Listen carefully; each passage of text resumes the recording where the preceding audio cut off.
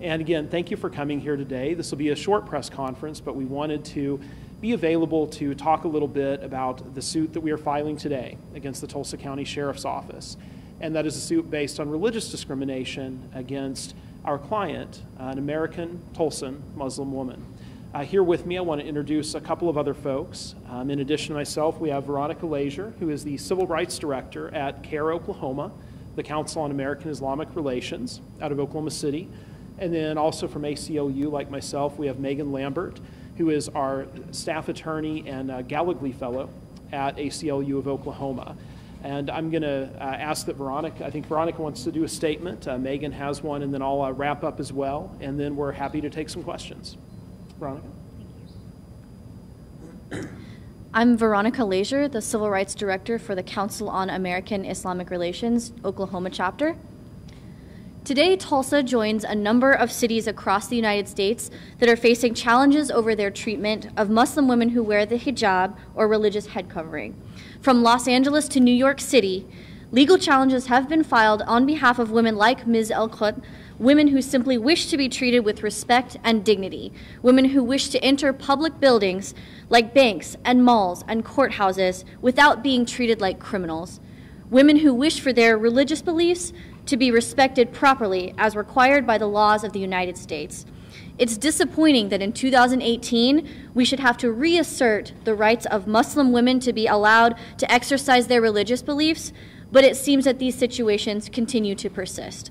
This is not the first time that Oklahoma Muslims have faced discriminatory treatment, and it almost certainly will not be the last. CARE Oklahoma is proud to represent Ms. El-Qut in protecting the civil liberties of Oklahoma Muslims, and in doing so, securing the First Amendment rights for Oklahomans of all religious backgrounds.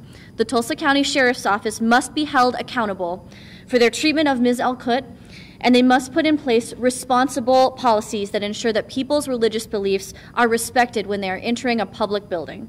Ms. El-Qut and CARE Oklahoma hope that this lawsuit will bring justice not to Ms. El-Qut, but to other Muslims facing discriminatory treatment at the courthouse and beyond. Thank you.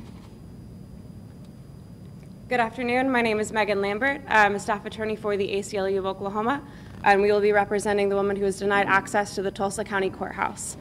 What happened outside the courthouse that day was a grave indignity and reflective of departmental ignorance in the Tulsa County Sheriff's Office. A Muslim woman's hijab is not, as the deputy claimed, like a hoodie, but a symbol of faith, modesty, and autonomy. Asking a Muslim woman to publicly remove her hijab is akin to asking her to publicly remove her shirt. In fact, it is a greater insult because of the deep religious significance it has to our client and to many Muslim women like her. We hope that the Tulsa County Sheriff's Office will take this opportunity to better respect human rights and their practice and policies, and to learn about the different values of those they serve.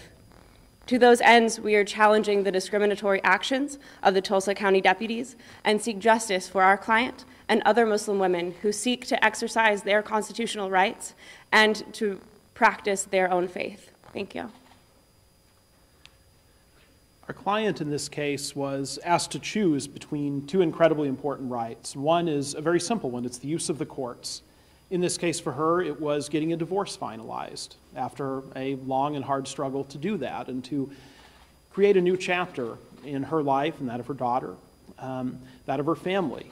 She was forced to choose between that and simply maintaining what to her is a commandment from God to be modest. It is something that's a basic part of her faith, and in fact is a basic part in one way or another of many people's faiths. Respect for religious practice is a core value, I think, for Tulsa, for Oklahoma, for America, and for the world. It's something that anybody can understand, not only why it needs to be respected, but why it's important to defend it. And that's what this suit is about. Functionally, we're seeking two things. One is some accountability for the sheriff here to say there's a consequence. You don't get to violate people's civil rights with impunity. You have to deal with it, you have to make changes, you have to do the right thing, and you have to acknowledge the wrong. The second thing is about creating real change. And what that means is, first of all, having policy and practice that respects people's religious values, that accommodates religious practices such as something like a hijab or other religious head coverings. Second, it's training deputies throughout the system who work things like courthouse security, but also who patrol the streets in how to actually handle requests for accommodation, how to deal with people of a faith different from their own in a respectful way. And finally, it's ensuring that the department can hold those accountable if and when they fail to live up to those standards.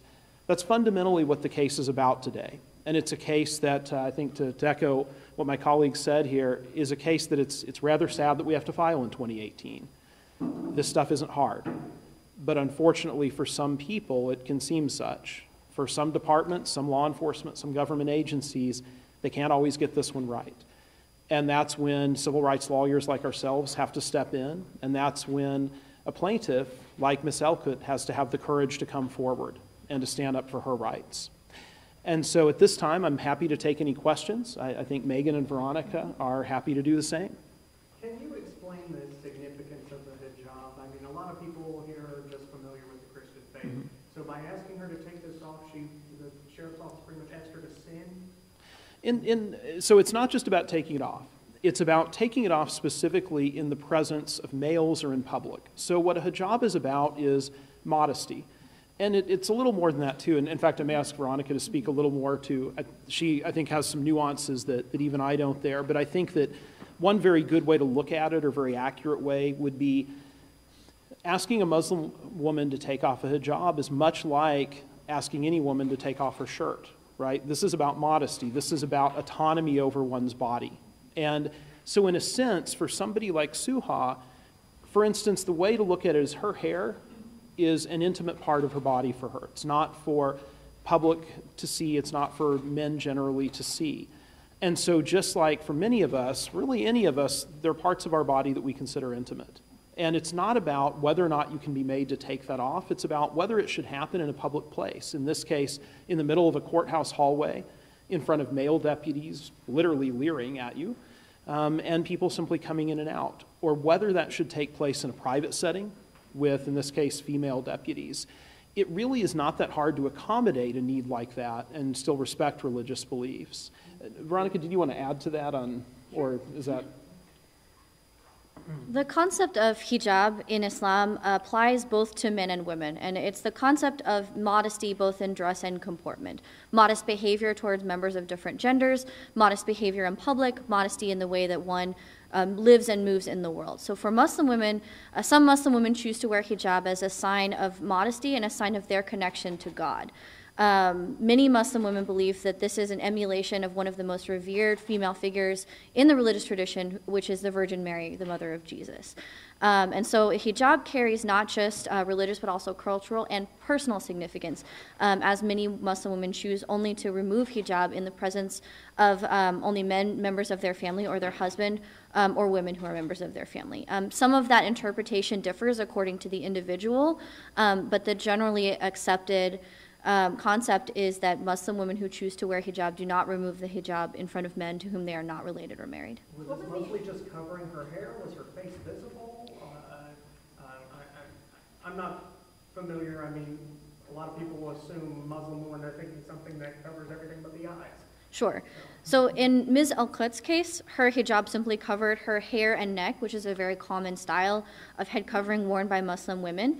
Some Muslim women do choose to wear a complete face covering or niqab. And again, that varies according to cultural and personal preference. But in Ms. Elkott's case, her face was completely visible, and all that was covered was her hair and her neck. What was the exact account? Like, what happened exactly? Do you want to go ahead and? We can either way. Okay. So on April 10th, Ms. Elkott was trying to enter the Tulsa County Courthouse in order to finalize a divorce. Upon entering, the metal detector that you have to go through to access the courthouse went off, and she was wanded around her head area. They were thinking that it was perhaps an earring or some hair clip that was setting off the metal detector. They offered to have her head patted down and wanded, which would reveal the presence of any item of significance. They asked repeatedly, Ms. Elkott and her attorney, who was present with her at the time, they asked repeatedly that she either be asked to be able to remove the hijab in private or in the presence of only female officers. They asked for the deputies to simply turn their backs, while female officers observed the removal of hijab and searched her head. But all of these requests were denied, and in fact, they were repeatedly insisting that she had to remove the hijab in public in front of these men and that nothing else was going to work for them. What was it like for her? For a Muslim woman to be asked to remove hijab in this way is very traumatizing. It's very humiliating, and for a woman who was just trying to enter a courthouse to do something as commonplace as filing a divorce, it was very humiliating for her. So she feels a lot of shame and a lot of helplessness associated with that event, and I think that the repercussions will stick with her for a very long time. You said they described it like I want to ask about the news release real quick and get this out first. The news release said that she was forced to take off the hijab in front of several male deputies. So I've read a rough draft of the lawsuit. The lawsuit says it was just 2 female deputies in the parking lot. That's a pretty big discrepancy. Sure. So when she removed her hijab in the parking lot, so this wasn't in a private space, this was in a public parking lot, crouched between 2 cars. The 2 deputies that were standing right next to her were female. However, she was in full view of the glass windows and walls and doors of the county courthouse, and by our account, there were male deputies standing in those windows. So she did see male deputies watching her? I'm not certain of whether she saw them or if her attorney saw them, but there were male deputies in the windows as she was removing her hijab. Yeah, I don't remember who saw them first, but that was something that I don't think that they noticed until after she was already squatted between the cars. Was she forced to leave after? Did she get to go and file for divorce? Or? She did ultimately. This was the finalization of a divorce. This is what some folks call a waiver docket, or a default. So this is the final step in the process. Interestingly, the judge, because of course all this took, 30, 40 minutes, and so it made them late to court, which is very tough on a litigant who's not used to the court system. It's very stressful. Those of us who are lawyers, we're usually used to being late to court at some point, so we know how to deal with it. It's not the same when you're somebody who's not used to the court system. And in this case, they were 30 or 40 minutes late. The judge already was aware of what had happened because other attorneys from Divis were coming through trying to help solve the situation. And the judge, in fact, literally was to the point of saying, if I have to go down and I think the line was divorce you in the parking lot, then that's what we'll have to do.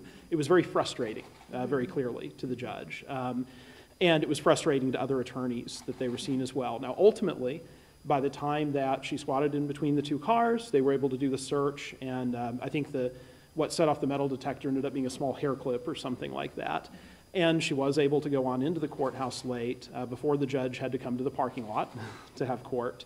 And I think fortunately for her, the experience with the attorneys, with the judge, was night and day from the deputies. While the deputies were absolutely disrespectful, everybody else was respectful and understood that they needed to try to help her through what had become really a horrific experience. How did the deputies respond? You said that one of them referred to it as a hoodie. Yes. So expand on that a little bit. So whenever she was initially speaking with the security guard standing at the security gate, she was informed that she had to remove the hijab because head coverings were restricted to enter the security, and that it was like someone would have to remove a hoodie. And so I think that is reflective of a grave misunderstanding by really all of the deputies with the Tulsa County Sheriff's Office that she encountered that day, that not understanding the significance of what they were asking her to do and the way they were asking her to do it. She and her attorney repeatedly asked for different reasonable accommodations, all of which were denied. I believe several of the deputies on several occasions said, no, the male deputies will watch you take it off. Did anybody grab her with all her hijabs being pulled off? I don't believe that was an issue in this case, no. So where did this actually happen? Out in the parking lot on what would be the west side of the building? I'm not familiar with the courthouse enough, do you know? It was, yeah. I can speak to that. Yeah, this is I think I know which entrance you're referring to. There's an entrance that is on the west side that essentially enters the courthouse from the city-county parking garage, and that's correct. That was the entrance they were using. For those of you familiar, Divis, which office is at the Family Safety Center, that is immediately kind of across that part of the parking lot. In this case, Vizelkut's attorney is with Divis, and so they simply headed over from there through that entrance. You mentioned Davis a couple of times, was she fleeing domestic Was she violence? trying Here, to guys, get one in to begin with? I'm sorry, what was that? Was she trying to get in the east side entrance or the north side entrance? No, this was, I believe, the west, if I recall, or it's what I think of as the west, yeah. Because she was with the Davis attorney, she could go through that way, which isn't like a public opening, I believe. I don't, as far as I know, I always thought members of the public could go in there. I may, yeah, it's the Yes. basement is another way to look at it. Okay. Right. Yeah. Okay. Yeah, it's a- And so these deputies were already at that area, so it wasn't like they were walking from one side of the Well- house Well- to the other to look out the window. They were already at So this. not quite. So there was one deputy initially working security. And so that deputy was the one who initially is saying things like, take it off, you got to take it off. So during this, as she and her attorney are telling him, of course, well, no, it's not that simple. Can you get some female deputies, or we need to do something a little different? So during that, and I don't think we have a sense of exactly how far in. I'm not sure if this was after 5 minutes, 10, 15, but at some point in that process, rather than saying, yes, I'll get you a couple of female deputies, or one for that matter, instead he calls backup. So not only do we have this woman being humiliated, but now we have her being viewed as some kind of threat because, you know, she and her attorney, and an attorney that works there all the time, are suddenly saying, you're violating my client's rights. So this backup consisted of, I believe, 5 deputies, if I remember correctly, and that's when we had this group of deputies then at the scene, was after using his words, backup was called. Has she ever had incidents at the courthouse before? Has she been in there before? No, at least if, I think that she had once been in there entering through, I think she said the north side, and no issues, no problems. That day, I gather that nothing set off the metal detector and there was just no further issue whatsoever. Similarly, her attorney does not report similar instances either. You know, this is something that really for us was shocking, partially because just this is a very normal thing for people to walk into a courthouse. You know, it's not normally, certainly not normally the subject of a civil rights lawsuit. It's not the kind of thing that as a civil rights lawyer you envision yourself having to defend. You mentioned Davis before. Without getting too specific, is she fleeing a violent situation? It's safe to say that she unfortunately was in a violent situation. Ultimately, and you know, records are out there on this. There was a protective order. That luckily that situation seems to be behind her, at least as far as we can tell. But that's correct. Davis, you know, one of the things they do in addition to services, very direct services for victims in immediate danger, they also have a federal grant program that helps provide attorneys for various family law services for victims of violence, stalking, that sort of thing as well. And so she qualified for some of those services. So she went through without lack of a better term, she went through one hell to get to another. Exactly. And it, while obviously, you know, the second hell is what's on Tulsa County Sheriff's Office, not the first. But I think it is instructive that here you have a deputy and later a group of deputies who have reason to know that she's been through hell. You know, it's not hard to understand what Davis does, and when you have a Davis attorney, what that means. And so while that is not necessarily relevant from a constitutional perspective, in my former life, before being a civil rights attorney, I was a domestic violence prosecutor. And it is, I think, from a, for lack of a better word, a moral perspective, it's harder to look at this case. It's harder to, or rather it's more difficult, I think, to understand and rationalize the actions of the deputies when I realized they knew that. They knew that they had someone here who had been a victim, and yet they were treating her like a threat. So through this case, what are you seeking from the Tulsa County Sheriff's Office? So in a sense that this is a case that seeks a couple things. One is what we call injunctive relief, which basically is a court order that says don't violate people's religious rights. Now, of course, it's a bit more complicated. What that really means is, like I said earlier, practice and policy. It means that they've got to figure out some way to know what to do when somebody shows up wearing a hijab, and for whatever reason they feel that they need to do a search. There are pretty clear best practices out there. You know, they don't have to look very hard to figure out what works here. What works typically is either having a private room available, having a screen, something like that, where a female deputy can simply be brought down and do the search. And then you're done and everybody moves on. The fundamental practice and procedure is pretty simple from that perspective. There is something that takes a little more time with it too, though. You know, part of what happens here is you have a situation where clearly at least the initial deputy didn't really understand what a hijab was, didn't understand what a religious head covering meant to this person or to anybody.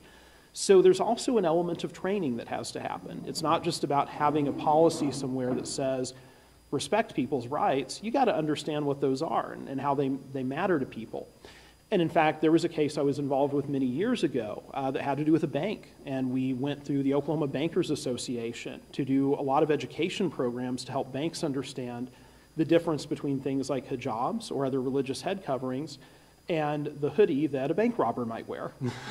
Because for any of us who've gone into banks, we know there are no head coverings, no this, no that. Well, of course, you have to figure out how to differentiate those. So there's education there.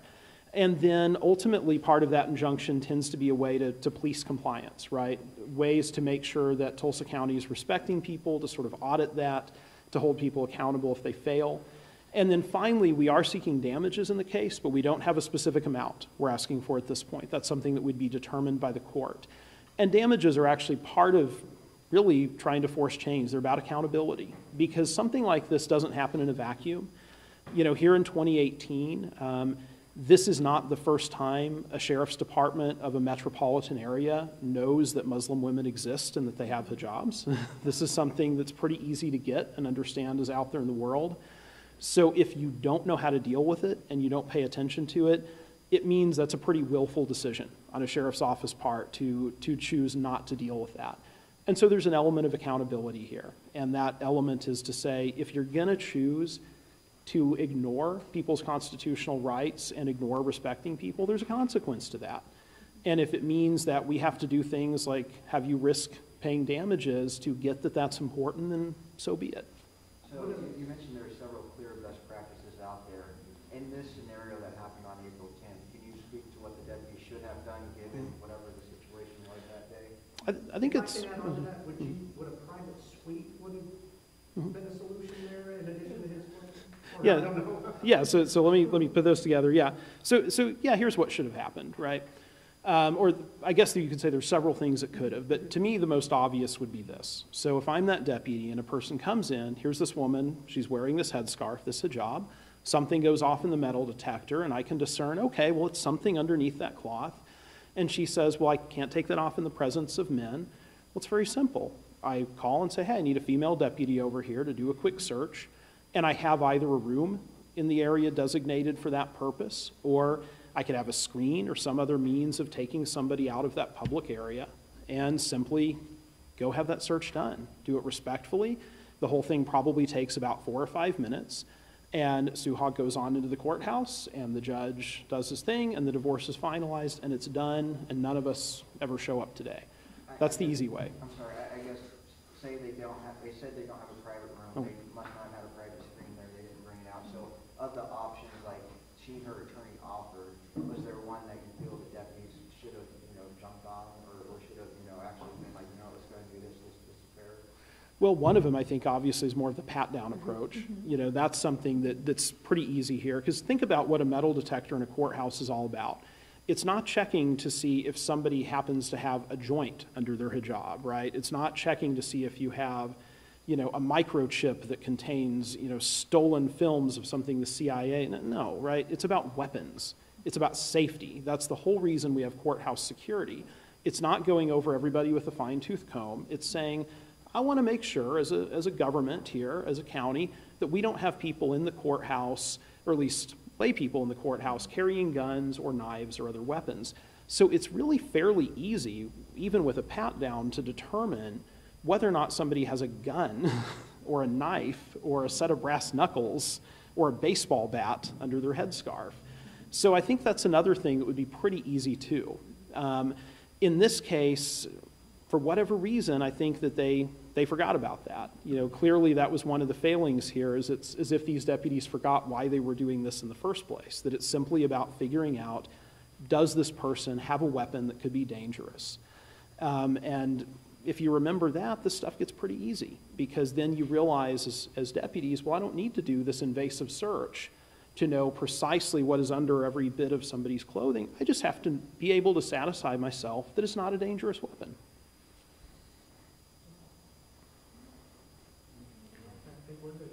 All right. Anyone else have anything? We're going to be releasing a video clip, is that right? Or a blog post or a Blog Yes, posts, there's I a think, blog stuff, post yeah. that's going to be posted on Huffington Post, and it should have gone out at 1. So that'll be widely available as well. Oh, and to let everyone know, I'm sorry, I thought we would have a file stamped copy of the complaint right now. We don't yet, but I think Ally Shin in our office is trying to email everyone out at least the final version that was filed, and we'll get everybody the file stamped version as soon as we can. There's a process you go through with electronic filing that sometimes takes longer than we anticipate, so we do the best we can with it. Is there any chance you could email us a statement she might have or anything like that? Yeah, Yes. just make sure we get your card, linked up after. All right. Again, thank you, everyone, thank so you much for very much. coming. Thank you. Thanks.